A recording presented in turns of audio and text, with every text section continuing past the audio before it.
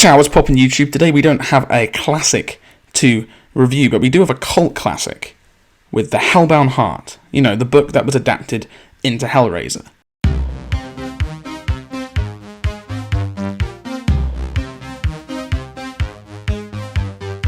This book is kind of strange. It's written by Clive Barker, who is, very famous, and he is the same guy who did direct and write the screenplay for Hellraiser.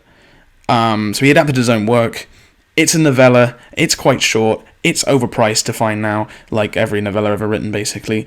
And it's a really sad example of where a really good short story gets expanded into something that really cannot sustain its own premise. But we'll get into that in a minute. So the story starts from Frank Cotton. This dude is basically the horniest man to have ever lived. He's done so much sex, and he wants to take it to the next level. But instead of going to an underground German sex dungeon like a normal human being, he decides he's going to get his hands on Lemmerchen's box, which is this tiny little puzzle box, and if you solve it, you summon the Cenobites of the Gash, who are these extra-dimensional alien, angel, demon, not really sure, to come and give you some mad demon sensuality or something. It's not quite explained exactly what Frank thinks he's going to get by opening this box. But moving on. So Frankie Boy solves the box in the attic of his parents' old house and summons the Cenobites. They're all mutilated and covered in pins and chains, which I'm sure was horrifying and transgressive back in the 80s, but nowadays is just your average liberal arts student. Anyway, Frank was expecting some pretty virgins or something, and is a bit shocked when he sees Fleshy Malloy and the Gimp Angels. But anyway, lead Cenobite, who is actually not Pinhead in this. Pinhead is kind of in it, but there is a Cenobite with jeweled pins on their head, but they're not in charge. But anyway, and he's basically like, "Are you really sure you want to go through with this?" And Frank is all horny and completely up for it, so the Cenobites work their magic on him and send him on the wildest shroom trip of all time. Frank is there, all jerking off like a 14-year-old, which is very relevant in a minute, and when he wakes up, he's in this room with this demon lady covered in severed tongues. It was at this moment that he knew. He fucked up. And that's the first chapter, and it's really good. The pacing is perfect, and it's really spooky. It's a complete story that has a strong thematic message of the woes of excess and being careful of what you lust for. This would make one hell of a short story. Unfortunately, the story itself doesn't seem to learn from its own themes and continues on for like another 100 pages of what I can basically describe as being not very good. So jump forward a few months or so, I can't remember the timeline. Anyway, there's Frank's brother Larry and his wife Julia. They've moved into Frank's parents' house and they're all moving in, and it becomes apparent that Julia does not like being with Larry. Larry is like if oatmeal was a person, very white and very boring. So Larry cuts his hand while moving in and rushes upstairs to the attic, which Julia is checking out. Julia is all sort of like, "Pull yourself together, man," and Larry's blubbing or whatever because he's afraid of blood or something. Anyway, the reason this is relevant is because a bunch of his blood lands on the bit of the floor where Frank was masturbating earlier. This causes Frank to be able to come back into our world for some reason. It's never explained. Basically, he can escape the intergalactic German sex dungeon if he consumes the life force of living people. Anyway, Julia is just chilling upstairs when she sees Frank, who is now a scary, spooky sex slave skeleton, and he's basically asked her to help him, and then disappears. Julia remembers him because she had an affair with Frank once, and she remembers that Frank must have the universe's most amazing cock.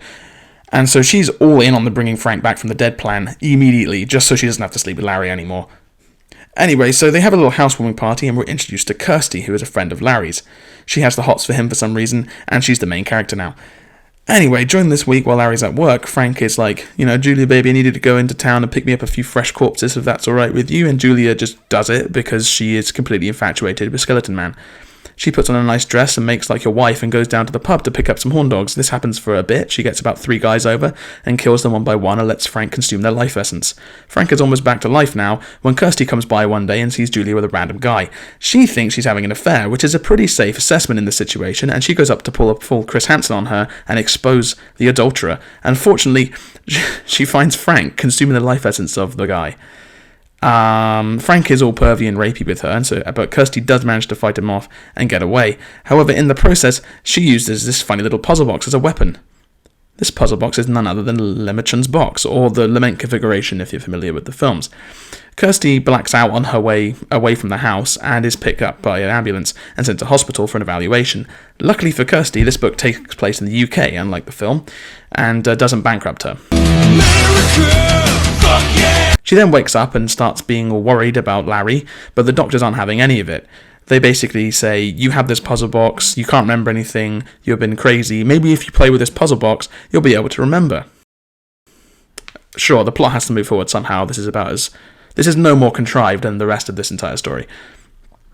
So anyway, Kirsty solves the puzzle box, and it's actually explained how she solved the puzzle box in this version.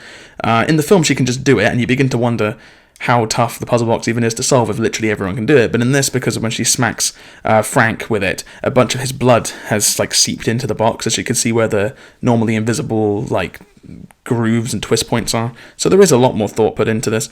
Anyway, she solves it, and the lead Cenobite comes out and is basically like, alright, let's go to Berlin. Kirsty's all confused, and the Cenobite basically apologizes, and he says, oh, I see, you didn't open the box, but unfortunately the box has been opened, I have to take somebody with me, and I know you don't really want to go, but rules are rules. But Kirsty puts two and two together and realizes that these are the same people Frank's hiding from, and so she's like, well, yeah, I can just take you back to Frank, and you can take him instead of me. The Cenobite considers this, and he didn't even realize Frank was gone, but he's like, sure, why not? Get him to confess, and we'll take him instead. Kirsty the narc decides to go back to Larry's. Unfortunately, in the meantime, Frank has just killed Larry and is now wearing his skin like a Necron flayed one. Somehow Kirsty falls for this for a minute or two, but then she realizes the situation. Frank tries to kill her, but because he's such an idiot, he just kills Julia instead. I'm not even kidding, he straight up just slips and kills Julia instead of Kirsty. Because I guess the book needed a way to write Julia out the story. Kirsty runs upstairs and sees Larry's body, and then Frank comes in and monologues like a Saturday morning cartoon villain for a bit. In the process, he confesses to all the crimes he's done, and then the Cenobites show up and take him back to Berlin to be violated for all eternity.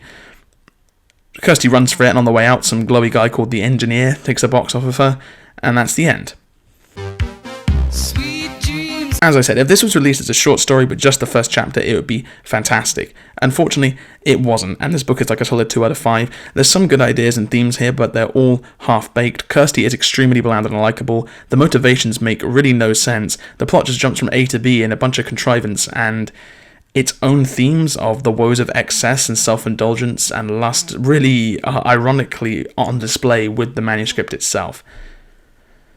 The film's better. Not often I say this, but the film is better. Doug Bradley carries it, and I don't know, it spawned the whole thing. This is the original, but it just leaves so much lacking, and is really not a good reflection of how good the writer Clive Barker actually is. Go and read something like The Damnation Game or something like that. It is significantly better, and is just as sort of gory and, Clive Barkerish. Yeah. If you want to read a book about spooky characters, you can read my book. Link in description.